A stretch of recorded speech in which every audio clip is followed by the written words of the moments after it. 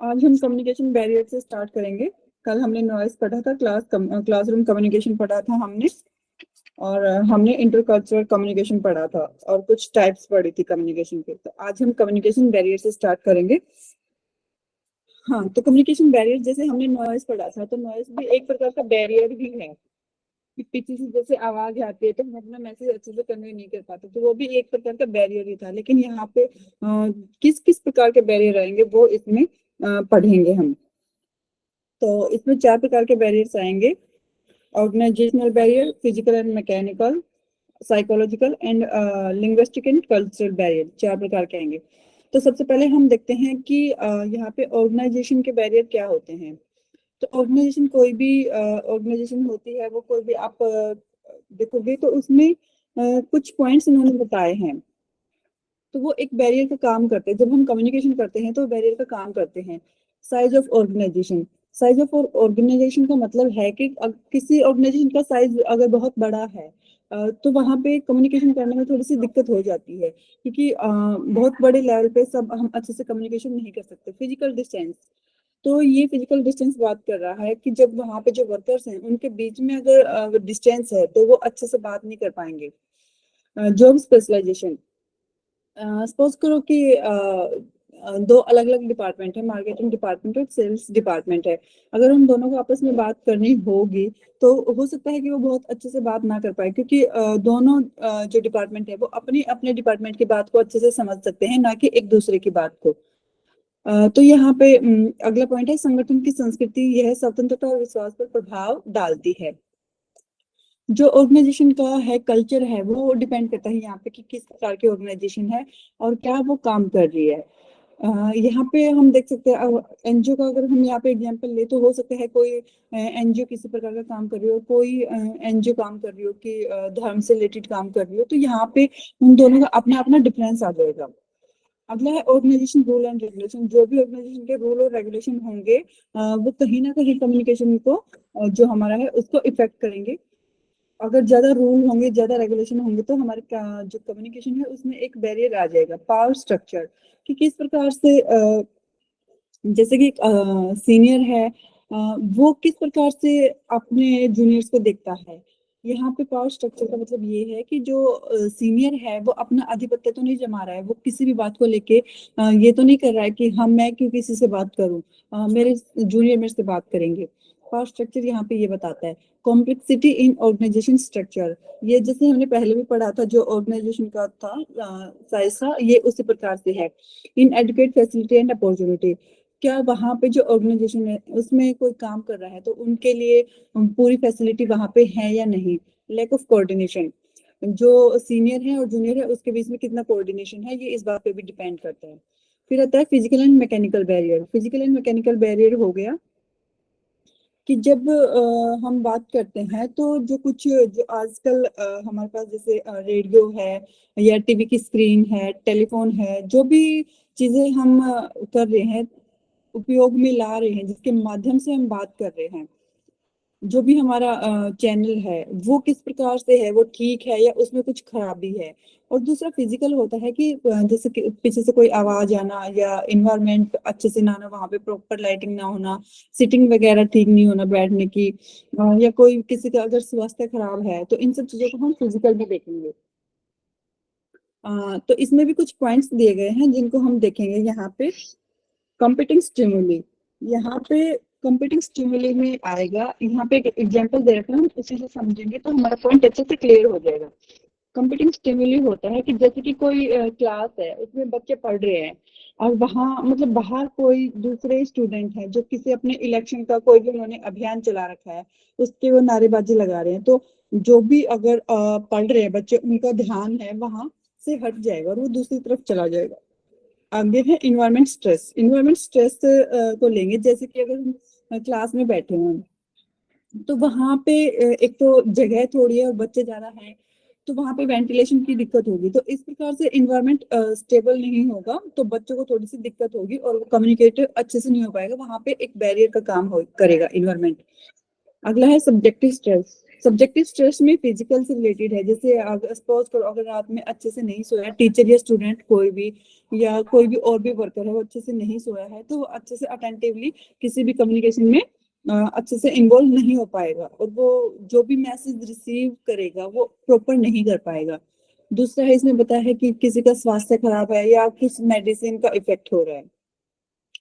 आगे बताया इन्होंने, रिसीवर अनफैमिलियरिटी विद मीडियम, जो भी रिसीवर है उसका जो जिस माध्यम से अपना जो सेंडर है जो मैसेज दे रहा है, फॉर एग्जांपल अभी हम गूगल मीट के माध्यम से पढ़ रहे हैं, तो गूगल मीट सबको जो भी क्लास ले रहे हैं सबको गूगल मीट आना चाहिए कि कैसे उसमें क्लास लेनी है, कैसे उसको चलाना है। अगर आप जो भी है मतलब इस माध्यम से अगर वो फैमिलियर नहीं होगा, परिचित नहीं होगा, तो वो अच्छे से क्या वो क्लास ले ही नहीं पाएगा, तो ये एक प्रकार का बैरियर हो जाएगा। आगे आएगा हमारा साइकोलॉजिकल बैरियर। साइकोलॉजिकल बैरियर आता है कि ये मतलब मेंटल मानसिक अवरोध होता है। मानसिक अवरोध में पहला है हमारा frame to reference. Frame to reference में आता है कि जो हमारे भी जो भी हमारे आदर्श हैं या मूल्य हैं कुछ भी, तो वो डिपेंड करता है हमारे जो बचपन के अनुभव होते हैं उन पर, जो हमारा हेरिडिटी भी होता है ये, क्योंकि कोई भी दो व्यक्ति होते हैं वो एक जैसे नहीं हो सकते, सबका सोचने का तरीका, समझने का तरीका अलग अलग होता है।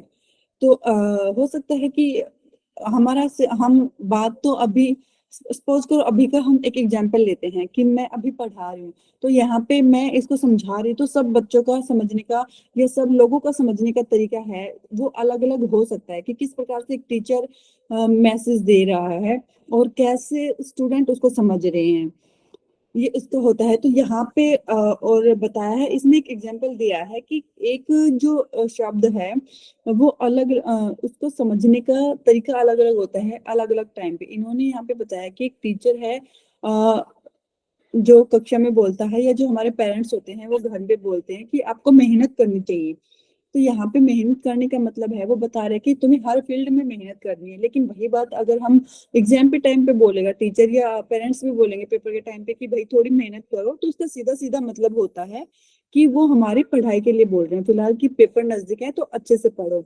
सेल्फ इमेज या self concept.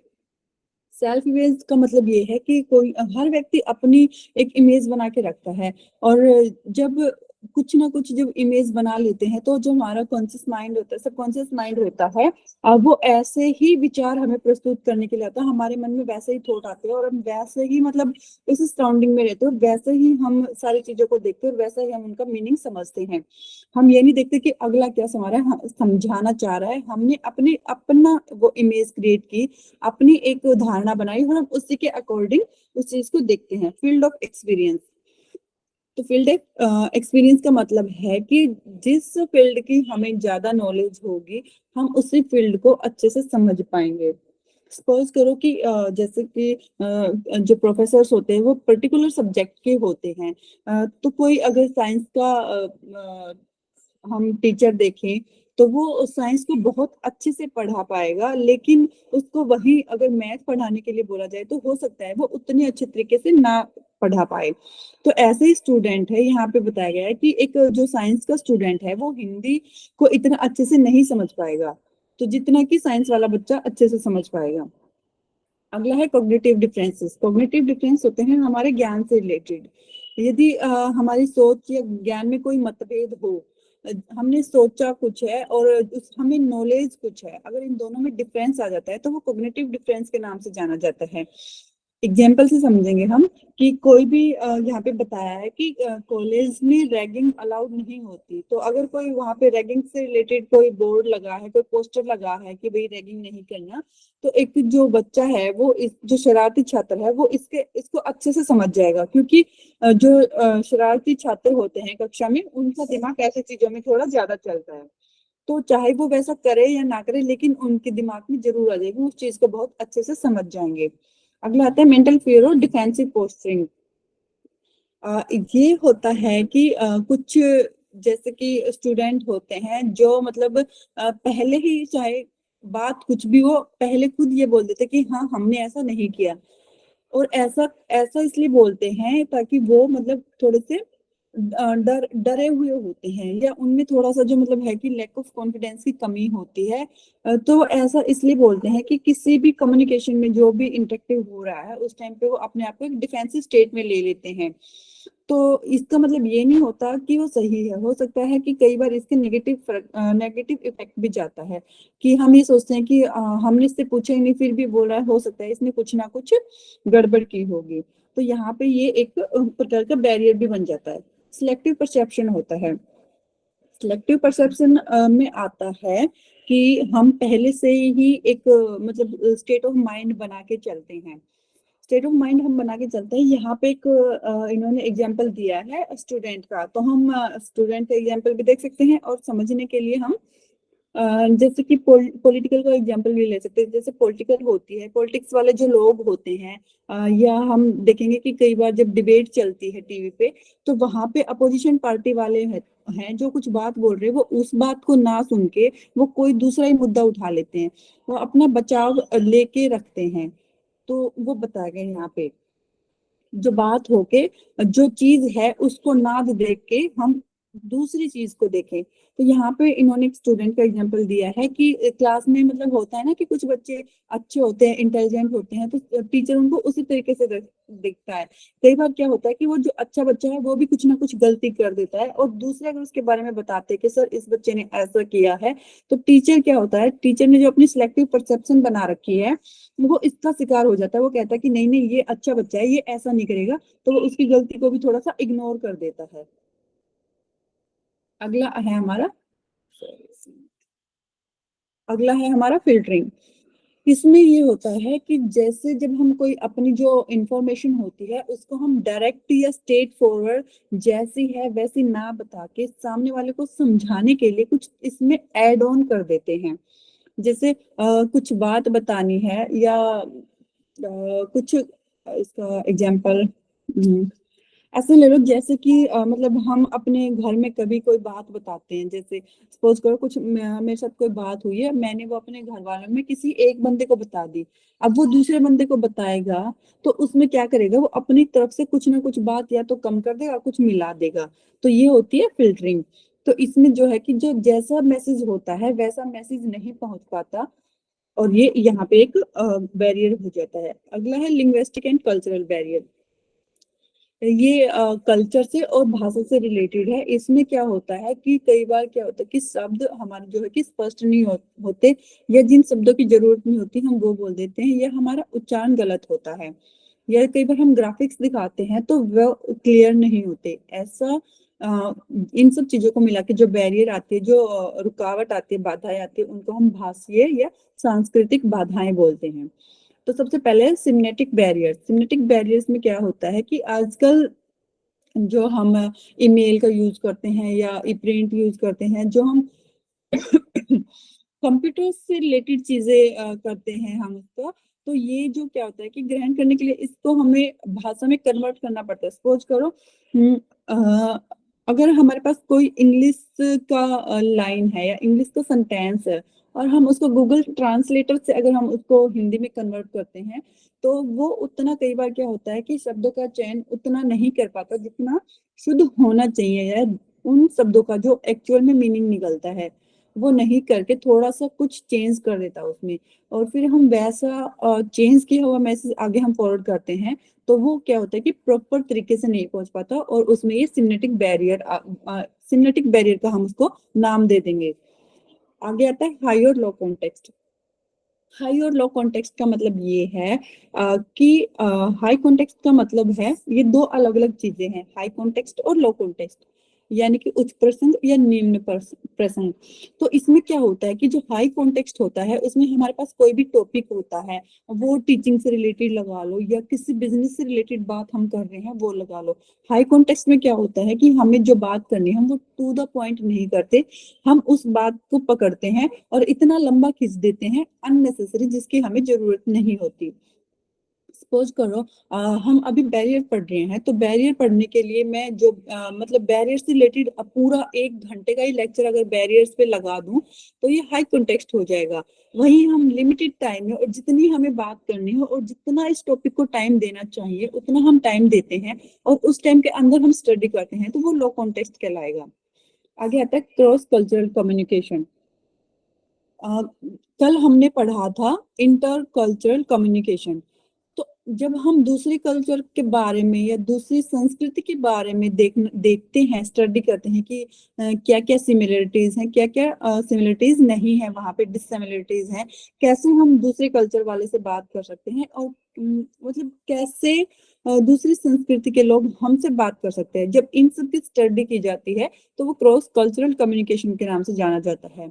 Insufficient language, insufficient knowledge of a language, ये है कि मतलब हमें जब जैसे कि सपोज करो मेरे को 2 ही लैंग्वेज आती हैं, हिंदी और इंग्लिश।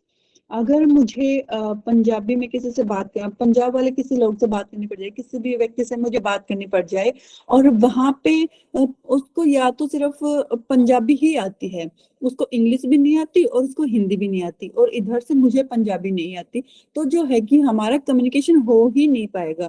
यहाँ पे जो है हमारी जो नॉलेज है लैंग्वेज के लिए वो इनसफिशियंट हो जाएगी, तो कम्युनिकेशन हो ही नहीं पाएगा, तो मैसेज क्या कन्वे करेंगे।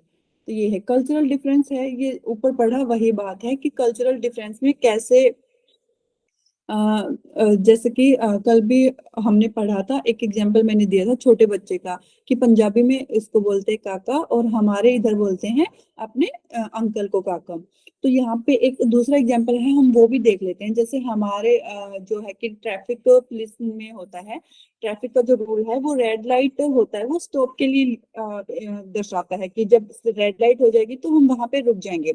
वही इन्होंने साउथ कोरिया का लिया है, साउथ कोरिया में वहां पे व्हाइट कलर है, अगर व्हाइट लाइट होगी तो वो हमें रोकने के लिए बता रहा है कि व्हाइट लाइट होगी तो आपको रुकना है। तो इस प्रकार से कल्चर डिफरेंस हो जाते हैं।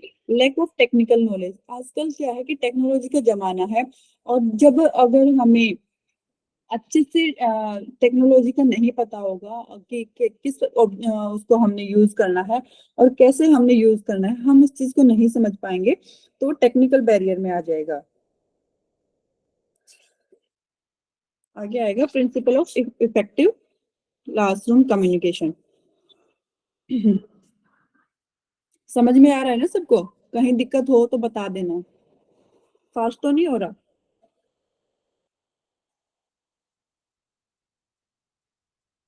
आवाज आ रही है मेरी? हाँ, आवाज आ रही है आपकी। ठीक है।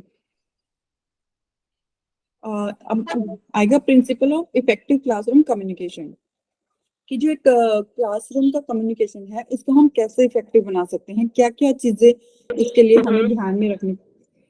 क्या?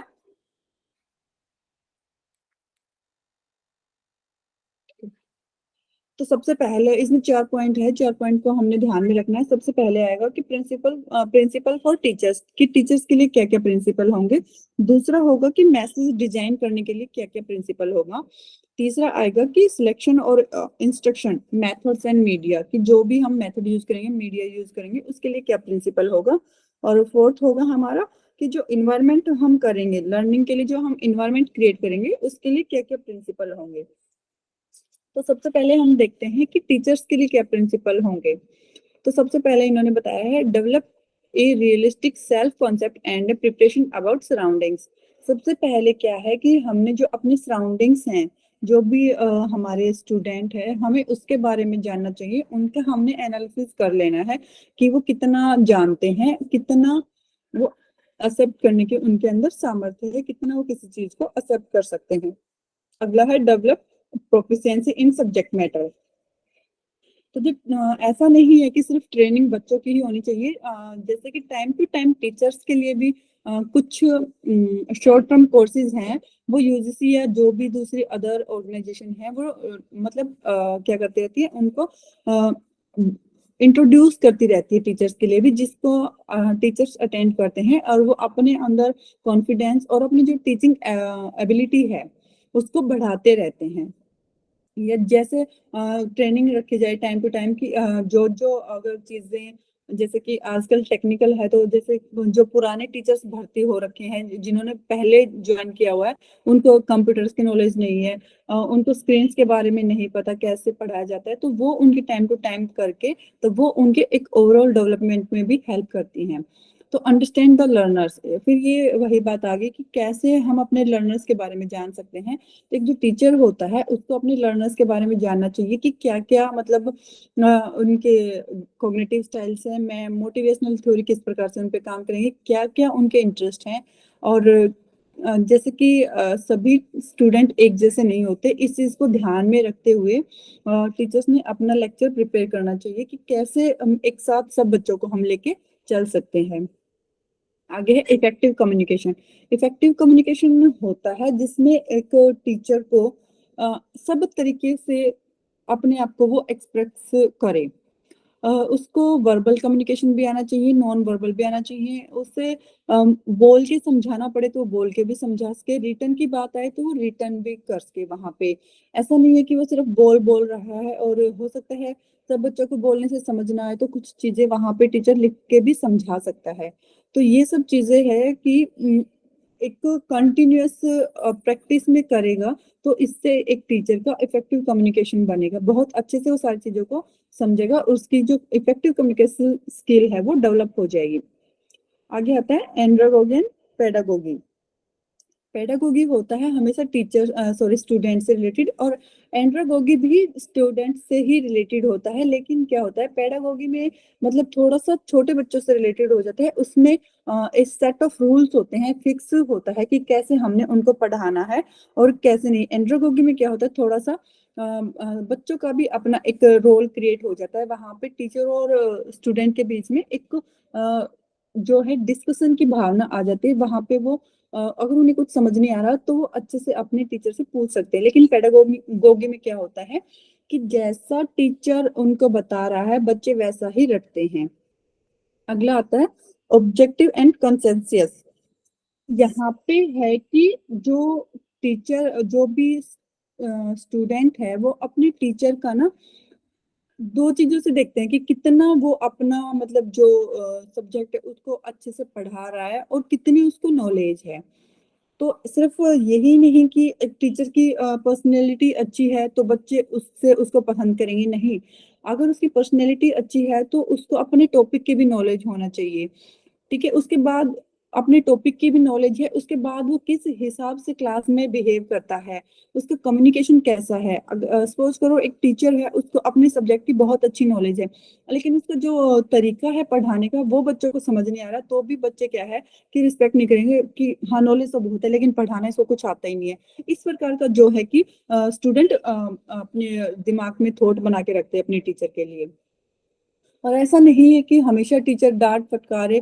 तो एक जो अच्छा टीचर होता है उसको सेंस ऑफ ह्यूमर भी होना चाहिए। अगर सपोज करो अगर लेक्चर है एक हमारा 45 से 1 घंटे का लेक्चर है तो सिर्फ उसमें ये नहीं होना चाहिए कि हाँ बस रट्टू तोते की तरह पढ़ाया जा रहा है। तो क्लास में थोड़ा बीच अकॉर्डिंग टू टॉपिक और अकॉर्डिंग टू अपनी लिमिटेशंस में रहते हुए थोड़ा सा टीचर को मजाक भी करना चाहिए। इस प्रकार से उसने अपना जो फ्लेक्सिबल बिहेवियर रखना चाहिए, उसको पता होना चाहिए किस टाइम पे टीचर को स्ट्रिक्ट होना है, किस टाइम पे थोड़ा सा बच्चों को लूज पॉइंट देना है। आगे आता है कि किस प्रकार से अगला है प्रिंसिपल फॉर मैसेज डिजाइन की कैसे जो एक जो टॉपिक पढ़ाना है जो डिलीवर करना है उसको किस प्रकार से डिजाइन किया जाएगा। तो यहाँ पे 4 से 5 पॉइंट है, इनको हम देखेंगे। Clear and specific objective. तो इसमें आगे फर्दर 5 पॉइंट है जिनको स्मार्ट एक बना के ये कोड से बनाया है स्मार्ट याद करने के लिए। इसमें जो 5 चीजें दी गई हैं इनको ध्यान में रखना है। पहला क्या है स्पेसिफिक होना चाहिए, दूसरा मेजरेबल होना चाहिए, तीसरा अचीवेबल होना चाहिए, रियलिस्टिक होना चाहिए और टाइम फ्रेम्ड होना चाहिए। यानी कि टॉपिक है वो स्पेसिफिक होना चाहिए, ऐसा नहीं कुछ भी हो। मेजरेबल है कि टू द पॉइंट होना चाहिए, ऐसे नहीं है कि बहुत भर भर के पढ़ा रहे। अचीवेबल है कि अगर आपने अपने स्टूडेंट्स के लिए कोई गोल बनाया है तो वो अचीव करने वाले होने चाहिए। और रियल भी होने चाहिए, ऐसे नहीं है कि आपने मतलब उनका रियल टॉपिक से लेना देना कुछ नहीं, आपने ऐसे अपने दिमाग में थॉट्स आए और वैसे बना दिया। जो भी आपका टॉपिक है वो टाइम फ्रेम्ड होना चाहिए कि हाँ हम इतने दिन में इस टॉपिक को कर लेंगे। आगे है प्रॉपर सीक्वेंस। प्रॉपर सीक्वेंस में आता है कि आपने सबसे पहले जो मतलब हल्की हल्की चीजें, छोटी छोटी चीजें हैं, जैसे कुछ बेसिक पॉइंट होते हैं वो बताने चाहिए। उसके बाद आपको थोड़ा सा लेवल लेवल बढ़ाते बढ़ाते चलना चाहिए। किसी चैप्टर में अगर स्टार्टिंग में कोई हार्ड टॉपिक दिया हुआ है तो उसको स्किप करके उसको लास्ट में डालना है, किस यूनिट को पहले करना है, ये सब चीजें इसमें आती है सीक्वेंस में। आगे है, एक मिनट, कॉम्प्रिहेंसिबल लैंग्वेज। जो लैंग्वेज है उसका भी एक टीचर को नॉलेज होनी चाहिए कि किस प्रकार से उसने, एक ऐसा नहीं है कि सिर्फ टेक्निकल नॉलेज में, सॉरी टेक्निकल लैंग्वेज में आप एक मतलब बहुत, आप तो जैसे कि टीचर हो, आपको ठीक है बहुत ज्यादा नॉलेज होगी, लेकिन स्टूडेंट को इतनी नॉलेज नहीं है, तो आप ऐसे, और आपने हो सकता है कि काफी ऊंचे लेवल तक पढ़ाई की हो, तो आप उन हार्ड शब्द को चूज करोगे, तो वहां पे एक टीचर का बनता है कि सबसे इजी से इजी लैंग्वेज में अपने बच्चों को समझाए। वहां पे ये नहीं दिखाना कि हाँ मेरे को कितनी नॉलेज है और मेरे को कितने टेक्निकल वर्ड्स आते हैं, वो यूज नहीं करने। वहां पे उसने देखना है कि कैसे मैं अपने बच्चों को अच्छे से टॉपिक क्लियर कराऊं। राइट सिंबल, जैसे कि कोई भी वो एग्जाम्पल यूज करता है, तो वो जो बोल रहा है उसके साथ मैच होनी चाहिए। ऐसा नहीं है कि आप बोल कुछ रहे हो और आपके जो सिंबल्स हैं वो कुछ और कह रहे हैं। जैसे यहाँ पे एग्जांपल दे रखा है ट्रैफिक लाइट्स का, यानी कि रेड होता है तो हम रुक जाते हैं, इस प्रकार से। ऐसा नहीं है कि रेड लाइट हो रही है और हम चलते हैं, तो वो एक दूसरे से मैच होनी चाहिए, राइट सिंबल होनी चाहिए। रेलिवेंट प्रैक्टिस, जो भी है कि प्रैक्टिस किस प्रकार से होगी, इस चीज को ध्यान में रखना है कि जो कक्षा का मेंटल लेवल क्या है बच्चों का, उसके अकॉर्डिंग रखते हुए प्रिपेयर करना है। किसकी? अच्छा, बस इतना।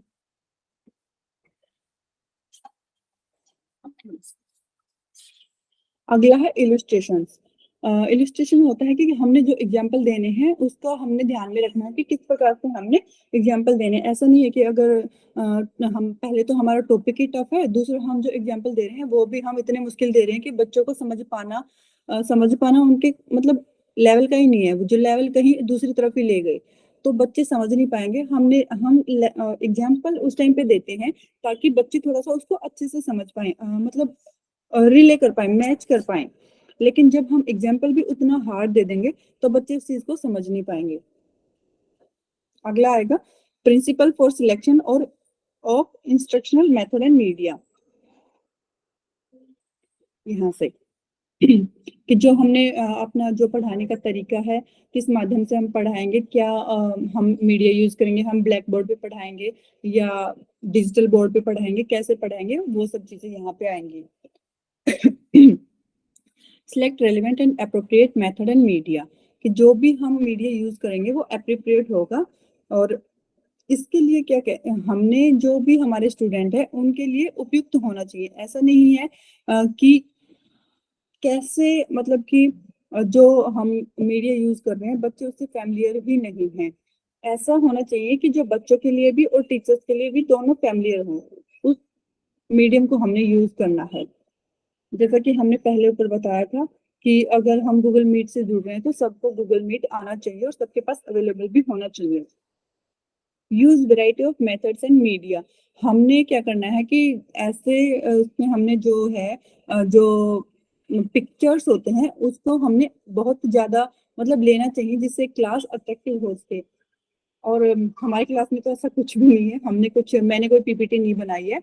तो जब भी हम अगर पढ़ाते हैं और अच्छे से, हमें चाहिए कि हमारी पूरी क्लास अटेंटिव होके हमें सुने और अच्छे इंटरेस्ट से समझे। तो वहां पे क्या होता है कि थोड़े से अगर हम पॉइंट से रिलेटेड वहां पे पिक्चर्स डाल देते हैं तो क्लास में क्या होता है, एक अटेंटिवनेस बनी रहती है और बच्चे भी काफी इंटरेस्ट के साथ पढ़ते हैं। Use good quality of media, media है वो हमारा अच्छी क्वालिटी का होना चाहिए, अच्छे से दिखना चाहिए। ऐसा नहीं है कि क्वालिटी वहां पे लो है, सामने वाले को कुछ दिखाई ही नहीं दे रहा, ऐसा नहीं होना चाहिए। इंटीग्रेशन ऑफ डिफरेंट मीडिया, ये स्टूडेंट को यह नहीं लगना चाहिए कि जो मीडिया है जो दिखा रहे हैं और जो पढ़ा रहे हैं वो दोनों अलग अलग है। उदाहरण के लिए यहाँ पे बताया गया है कि अगर छात्रों को एक वीडियो फिल्म दिखाई जाए और उसके बाद में अगर कंक्लूजन पूछा जाए तो वो उसको रिलेट कर पाए, ऐसा होना चाहिए। ऐसा नहीं है कि हमने टॉपिक कुछ पढ़ा है और हमने उसके बाद उनको कुछ वीडियो दिखाया वो अलग ही दिखा दिया जिससे उनको समझ नहीं आ रहा। आगे है principle for creating conductive learning environment. अब ये है इन्वायरमेंट से रिलेटेड कि किस प्रकार का इन्वायरमेंट होना चाहिए। जो क्लास है, क्लासरूम में लिमिटेड सीट होनी चाहिए। अब कि कितने पहले से डिसाइड होना चाहिए कि कितने स्टूडेंट होंगे क्लास में। ऐसा नहीं है कि हमारी सिटिंग है 40 स्टूडेंट की और वहां पे हम 50-60 भर के बैठे हैं। प्रॉपर सिटिंग अरेंजमेंट होनी चाहिए। फिर बैठने का जो तरीका है वो भी इस प्रकार से होना चाहिए, पहले से ही डिसाइड होना चाहिए कि हाँ एक रो में कितने बेंच लगेंगे, इस प्रकार से। आगे है कि रेपोर्ट और कोऑर्डिनेशन अच्छे से होना चाहिए कि जो टीचर और स्टूडेंट है उनका रिलेशन भी अच्छा होना चाहिए। ऐसे नहीं है कि मतलब टीचर क्लास में आए और बच्चे कुछ कुछ कमेंट पास करने लग जाएं, या टीचर आते ही अपने बच्चों को कुछ कुछ बोलने लग जाए। वहां पे उनके बीच में कोऑर्डिनेशन होना चाहिए, दोनों को एक दूसरे को अंडरस्टैंड करके चलना है। आगे फीडबैक है। फीडबैक लेना बहुत जरूरी होता है, जिससे हमें पता चल जाता है कि कितना बच्चों ने समझा है, और इससे जो हमारा जो लर्निंग है, टीचिंग और लर्निंग है, वो एक बहुत ज्यादा हाई लेवल पे होता है। अगला है इंकरेजिंग इनोवेशन। जब भी कोई बात आती है, कुछ अगर हम जैसे टॉपिक स्टार्ट कर रहे हैं, तो टीचर ने क्या करना चाहिए, पहले एक बार पूछ लेना चाहिए कि आप जैसे इस टॉपिक अगर आपको पढ़ाने के लिए बोला जाए तो आप किस प्रकार से पढ़ाएंगे। या थोड़ा सा आप ये उनसे पूछ सकते हैं कि हम ये टॉपिक स्टार्ट करने जा रहे हैं, किसी को इसके बारे में पता है, तो मतलब इनोवेटिव बनाना चाहिए कि हाँ बच्चे उसमें थोड़ा सा कुछ भी, या उनको थोड़ा सा होमवर्क दे दे कि आपने ये पढ़ के आना है। तो फिर देखते हैं कि बच्चे किस प्रकार से उसमें अपने अपने पहलू डाल रहे हैं, इस चीज को देखना है। प्रोवाइडिंग री ये होता है कि री होता है कि बच्चों को हम जैसे मोटिवेट करें। अगर सपोज करो कोई बच्चा फर्स्ट आ रहा है तो उसको कुछ प्राइज दे देना, या उसको उसकी थोड़ी सी तारीफ कर देना कि हाँ अच्छा है, अच्छे से पढ़ रहा है, तो इससे बच्चे को थोड़ा सा कॉन्फिडेंस मिलता है और वो और भी अच्छा करता है। अगला टॉपिक है हमारा पैराफ्रेजिंग। पैराफ्रेजिंग होता है कि जैसे हमने टॉपिक पढ़ाया, सपोज अभी हम कम्युनिकेशन पढ़ रहे हैं, या ये लगाओ हमने पढ़ा था principle of effective classroom communication, हमने जैसे पिछला टॉपिक पढ़ा है, तो इसी का एग्जांपल ले लेते हैं। पैराफ्रेजिंग में ये होता है कि जैसे टीचर ने अपना मैसेज डिलीवर कर दिया, अपना टॉपिक पढ़ा दिया, उसके बाद में वो स्टूडेंट से उसके बारे में पूछे, तो स्टूडेंट उसको अपने वे में, या कितना उन्होंने पढ़ा है, कितना उसको समझा है, अपने शब्दों में एक्सप्लेन करने के लिए बोले, तो वो होता है पैराफ्रेजिंग। अब पैराफ्रेजिंग के बेनिफिट ये है कि इससे टीचर को पता चल जाता है कि स्टूडेंट को उनकी कितनी बात समझ में आई है और कितनी नहीं। आगे है यह गलतफहमी या मिथ्याबोध होने से रोकता है। इसका मतलब ये होता है कि आपने जो पढ़ाया है, क्या बच्चों को वही समझ में आया है, या आप जैसे पढ़ा रहे थे अभी, हम जो इफेक्टिव क्लासरूम कम्युनिकेशन की बात की, तो वो पढ़ाया, या बच्चे कुछ और ही पॉइंट ऑफ व्यू से उसको लेके चले गए। ये पता चल जाता है कि साथ के साथ पूछने से कि बच्चे सही वे में समझे भी हैं या नहीं समझे। आगे ये होता है कि जो भी मतलब बच्चों में जो मिसअंडरस्टैंडिंग जो हुई है उसको अच्छे से समझा पाए, वो डाइवर्ट हो रहे तो डाइवर्ट ना हो, उस चीज से बचा जा सकता है उसी टाइम पे। और ये स्मरण शक्ति यानी कि मतलब जो लर्निंग एबिलिटी होती है उसको भी बढ़ाता है। अगर हमने अभी टॉपिक पढ़ा है और अभी हम उसको फीडबैक देते हैं, यानी कि अपने शब्दों में बोलते हैं, तो वो हमें और भी अच्छे तरीके से याद होता है। यहाँ पे 7 C's बताए गए हैं। ये इनका सीक्वेंस याद नहीं करना, और ये हर एक मतलब 2-3 जगह पे अगर देखेंगे आपको, तो हो सकता है यहाँ पे जो ये 7 नाम दिए गए हैं कहीं और ये थोड़े से अलग भी मिल सकते हैं। तो ये मोटा मोटी सिर्फ आपने ध्यान रखने हैं। क्लैरिटी है, कंसियस है, कंक्रीट है, कंकरेंटनेस है, कोहेरेंट है, कंप्लीट है, कर्टेसियस। सिर्फ आपने इनको ध्यान में रखना है कि 7 C's होते हैं, और मोटा मोटा आपने याद रखना है, कोई सीक्वेंस नहीं पूछी जाएगी। अगर दूसरी जगह देखेंगे तो वहां पे कुछ ये अलग भी मिलेंगे। अब कम्युनिकेशन से रिलेटेड ना कुछ टर्म्स हैं, तो 4-5 टर्म होंगे, ज्यादा नहीं है। इनको देखते हैं। ये है समकालीन तुल्यकालिक मीडिया, ये सिंक्रोनिस मीडिया है। इसका मतलब होता है कि जब हम कुछ लाइव चीज देखते हैं, एक जैसे कि जो भी हम चीज देख रहे हैं वो एट ए टाइम देख रहे हैं। यानी कि अगर क्रिकेट मैच बाहर चल रहा है तो उसको उसी टाइम पे हम देख लेते हैं, यानी कि डायरेक्ट लाइव लाइव टेलीकास्ट जैसे आजकल बोलते हैं, तो लाइव टेलीकास्ट इसको जानते हैं हम। अगला है एसिंक्रोनस मीडिया। इसमें क्या होता है कि जैसे हमारे पास कोई वीडियो है, या हम बुक पढ़ रहे हैं, यानी कि जो पहले छप चुका है या पहले रिकॉर्ड हो चुका है उसको हम बाद में देखते हैं, यानी कि जब सेम टाइम पे नहीं देख रहे। जैसे बुक है, बुक बहुत पहले छप चुकी है लेकिन उसको हम अब पढ़ रहे हैं, या कोई भी यूट्यूब पे वीडियो किसी ने पब्लिश की हुई है तो उस वीडियो को हम अब देख रहे हैं। अपना जब अपना टाइम हो उसके अकॉर्डिंग हम उसको देख रहे हैं, तो ये एसिंक्रोनस मीडिया होता है। आगे टाइम शिफ्ट है। अब एसिंक्रोनस मीडिया और टाइम शिफ्ट दोनों एक जैसे हैं लेकिन फिर भी इसमें डिफरेंट है। डिफरेंस ये है कि जो एसिंक्रोनस मीडिया है वो किसी और के द्वारा रिकॉर्ड किया गया है, लेकिन टाइम शिफ्ट में क्या होता है, सपोज करो टीवी पे हमारे कोई सीरियल आया हुआ है, या हाँ टीवी पे कोई सीरियल आया हुआ है और हम हमारे पास टाइम नहीं है कि हम उसको देखें, अभी देख ले, तो हम अपने किसी उस डिवाइस में उसको रिकॉर्ड कर लें और उसको हम बाद में देखें, अपने जब हमारे पास टाइम हो उसमें देखें। तो टाइम शिफ्ट क्या होता है कि हम पर्सनली उसको रिकॉर्ड करते हैं। एसिंक्रोनस मीडिया क्या होता है, किसी और के द्वारा रिकॉर्ड किया हुआ होता है। आगे है सर्विलेंस। सर्विलेंस जैसे कि आता है ना कि सीसीटीवी के अंडर आप सर्विलेंस में, तो वो होता है कि इसमें चीजों को देखा जाता है कि कैसे क्या हो रहा है, क्या मुद्दे चल रहे हैं, ये सब होता है। आगे है अभिसरण। कन्वर्जेंस होता है कि एक जैसे चीजें एक जगह पे कलेक्ट कर लेना, जैसे कि बताया गया यहाँ पे कि जितने भी डिजिटल मीडिया है सबको एक साथ इकट्ठा कर लेना। अगला टॉपिक है हमारा मास कम्युनिकेशन। इसमें सॉरी थोड़ा सा एक मिनट, ग्रुप वाला कहाँ गया।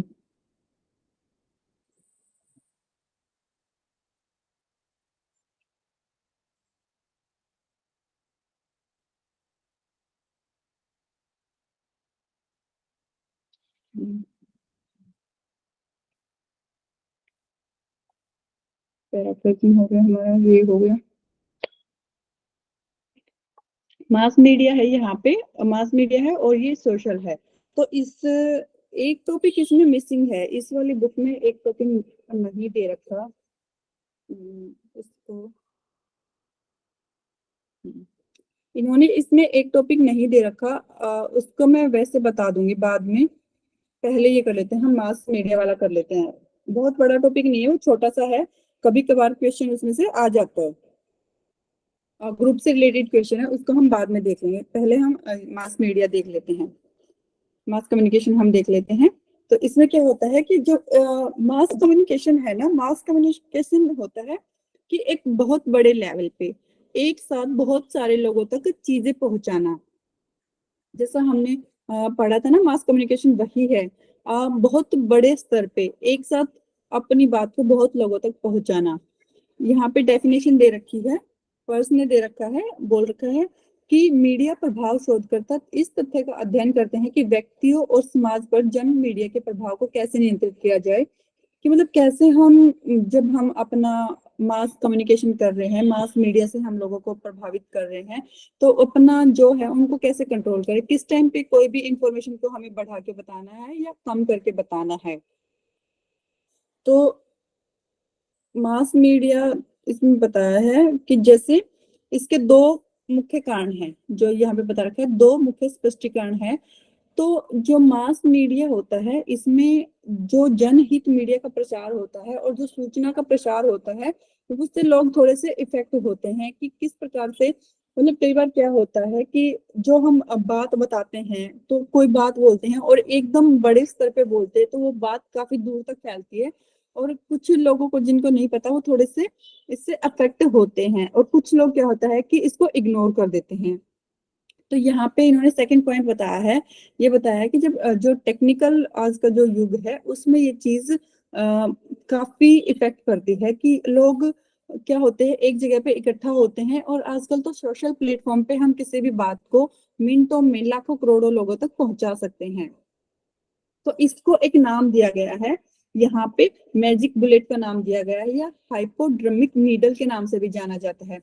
कि इसमें क्या होता है कि हम जो हमारी ऑडियंस है उसको निशाना बना लेते हैं, उसको टारगेट बना लेते हैं, और इस बात मतलब इतना अपनी बात को फैला देते हैं कि जो ऑडियंस होती है वो मतलब इसका बचाव नहीं कर सकती, जो उसको बोलते हैं वो उसको मतलब उसको आत्मसात कर लेते, उसको मतलब समझ जाते, चाहे हम उनको भड़का रहे हैं तो वो भड़क जाते हैं, वो ये कोशिश नहीं करते देखने की कि हाँ कि एग्जैक्ट बात क्या है, कैसे उसको समझना है।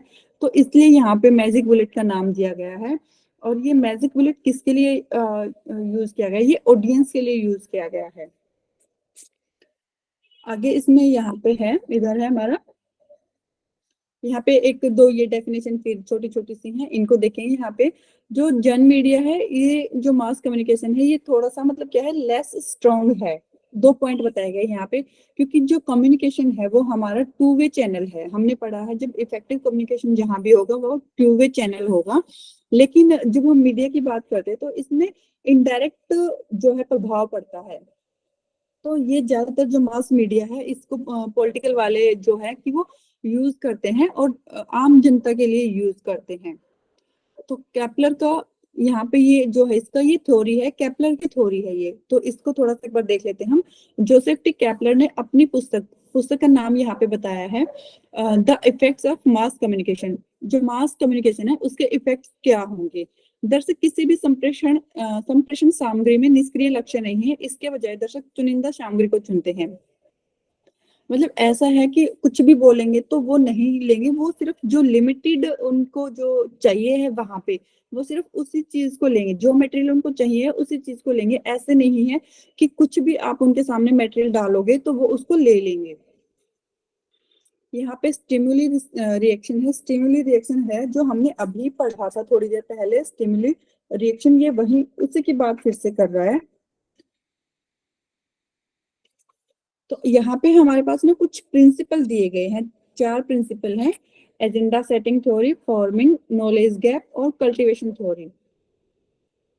इनको अगर हम देखें तो यहाँ पे एजेंडा सेटिंग थ्योरी है, उसमें ये आता है कि किसका मतलब जो जन मीडिया है, मास कम्युनिकेशन है, तो वो किस पॉइंट ऑफ व्यू के लिए यूज कर रही है, कि वो मतलब किस टॉपिक क्या है, उसका सब्जेक्ट क्या है।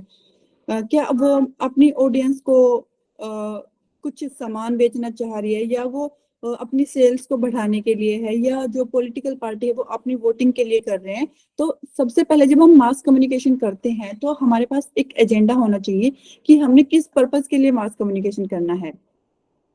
फार्मिंग है, फार्मिंग का मतलब ये होता है कि कैसे आप अपना जब एक्सप्लेनेशन करते हैं तो कैसे उसको चेंज करके, कैसे तोड़ मरोड़ करके अपनी बात को आप रख रहे हो।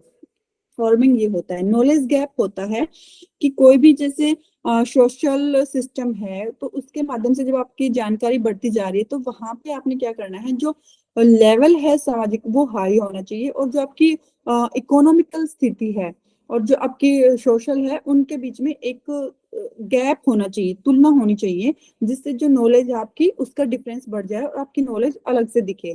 कल्टीवेशन थ्योरी है, यहाँ पे ये बता रहा है कि जो दर्शक हैं, हमारी जो ऑडियंस है, वो मतलब किस प्रकार से वो रियल लाइफ देखते हैं। वहां पे कोई ऐसा नहीं होता कि इमेजिनेशन हम उनको दिखा रहे हैं।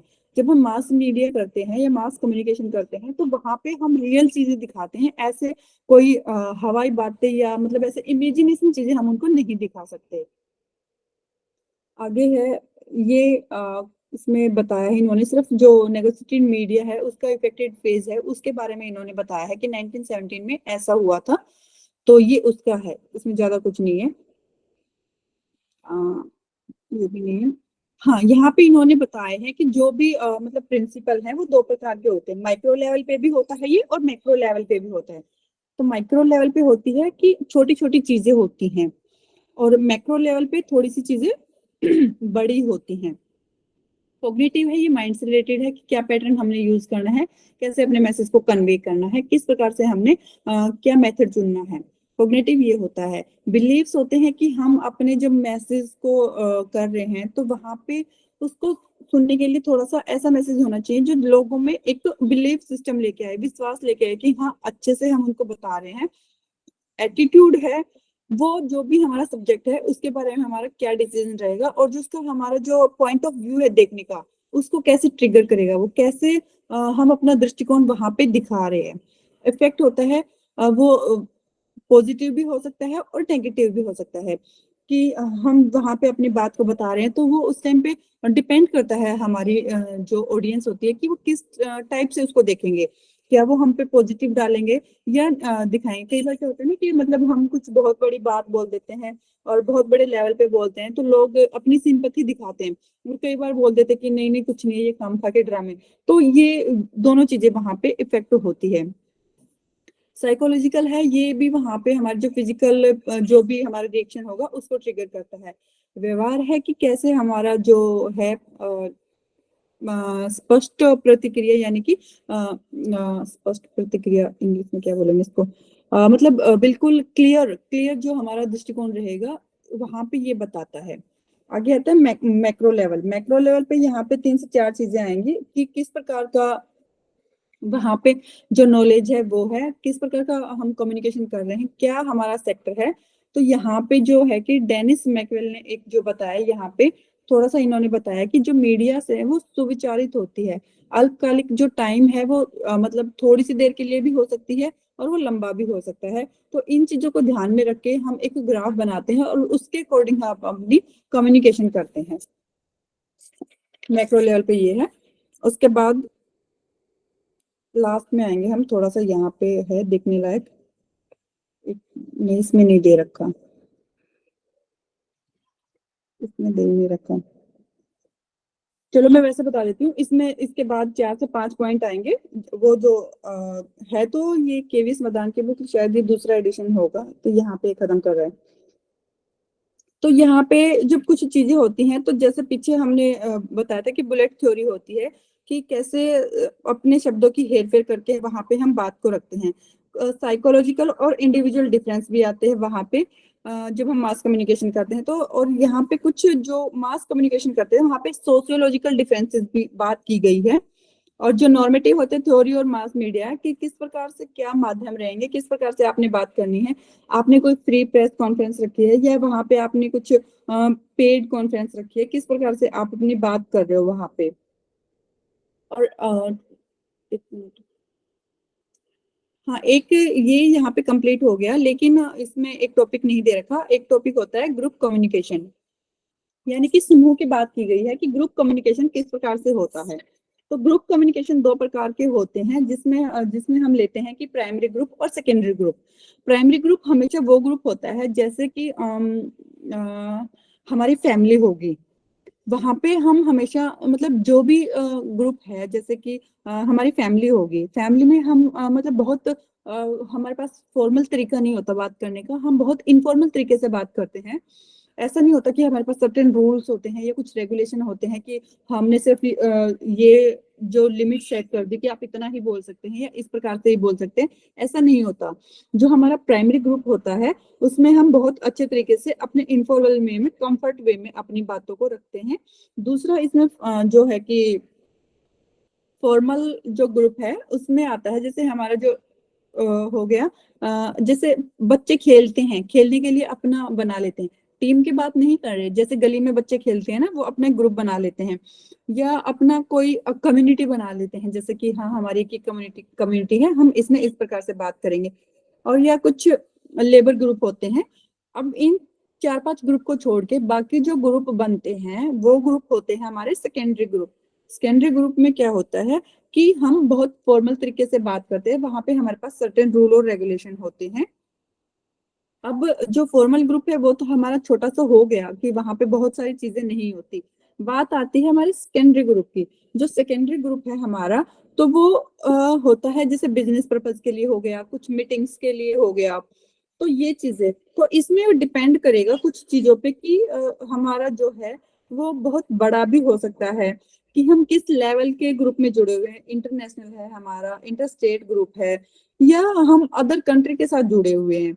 तो वहां पे और क्या होता है कि जो हमारा फॉर्मल ग्रुप होता है उसमें हम फ्री होते हैं। अगर हम वहां पे किसी काम से जुड़े हुए हैं और हाँ हम वहां पे कंफर्टेबल फील नहीं कर रहे या हमने जो अपना ऑब्जेक्टिव रखा था हम उसको अचीव नहीं कर पा रहे, तो हम वहां पे बाउंड नहीं है। वहां पे कुछ लीगल कंडीशन है, उनको हम पूरा करके उस ग्रुप को छोड़ भी सकते हैं। लेकिन वही अगर प्राइमरी ग्रुप की बात आए, तो हम अगर अपनी फैमिली में हमें कोई बात पसंद भी नहीं आती या किसी का बुरा भी लग जाता है, तब भी हम छोड़ के नहीं जा सकते क्योंकि वहां पे इमोशंस भी अटैच होते हैं। लेकिन जो है सेकेंडरी है, वहां पे हम इमोशनल अटैच नहीं होते, वहां पे हम प्रैक्टिकल होते हैं, हम अपने काम के लिए जुड़े हैं, हम उन चीजों को ध्यान में रखते हैं। और क्या होता है कि कई बार जो ग्रुप होता है, सपोज करो हम इंटरनेशनल ग्रुप में जुड़े हुए हैं, जरूरी नहीं है कि वहां पे हम डायरेक्ट या फेस टू फेस बात करेंगे, वहां पे हम इनडायरेक्ट बात करेंगे। फेस टू फेस आजकल तो टेक्नोलॉजिकल जमाना है, तो हम गूगल मीट या इनसे ऐसे जुड़ सकते हैं, लेकिन फेस टू फेस का मतलब होता है कि आमने सामने होना। तो उस जो हमारा सेकेंडरी ग्रुप है उसमें इन चीजों का अभाव रहता है थोड़ा सा। और यही है मेन डिफरेंस, यही है कि जब कोई भी ग्रुप बनाया जाता है तो ग्रुप में दो चीजें होती हैं। एक जो लीडर होता है वो दो चीजों को ध्यान में रखते हुए ग्रुप को लीड करता है, कि कैसे उसने अपने टास्क ओरिएंटेड रोल है वो वहां पे प्ले करने हैं, किस प्रकार से वो अपने जो भी उन्होंने रूल्स बनाए हैं, जो भी ग्रुप में उन्होंने रखना है, अपना रिलेशनशिप है वो कैसे मेंटेन करके रखेंगे। बस यही था ग्रुप के बारे में, इसमें थोड़ा सा मिसिंग था, तो ये मैंने बता दिया है। और तीसरे ग्रुप होते हैं, कुछ ऐसे ग्रुप भी हो जाते हैं जो एसोसिएशनल होते हैं, लेकिन ये बहुत कॉमन नहीं है। इनको हम सेकेंडरी जो ग्रुप है उसी के अंडर रखते हैं। सिर्फ हमने ध्यान में रखना है कि जो हमारा प्राइमरी ग्रुप है, प्राइमरी ग्रुप हमारा इनफॉर्मल ग्रुप होता है। इनफॉर्मल में छोटी छोटी 3 से 4 चीजें आती हैं, जैसे कि हमारा जो परिवार हो गया, सबसे पहले तो प्रायोरिटी फैमिली को दी जाती है जब हम प्राइमरी ग्रुप की बात करते हैं। दूसरा हमारा क्रीड़ा हो गया, खेल से संबंधित हो गया। तीसरा हमारा लेबर ग्रुप हो गया, और चौथा हमारी कोई भी कम्युनिटी होगी। बाकी इन सबको छोड़ के जो भी ग्रुप आएगा वो हमारा सेकेंडरी ग्रुप आएगा। हो गया है। अब हमारा सिर्फ एक बचा है टॉपिक, अब वो बचा है हमारा टीचिंग के मॉडल्स बचे हैं।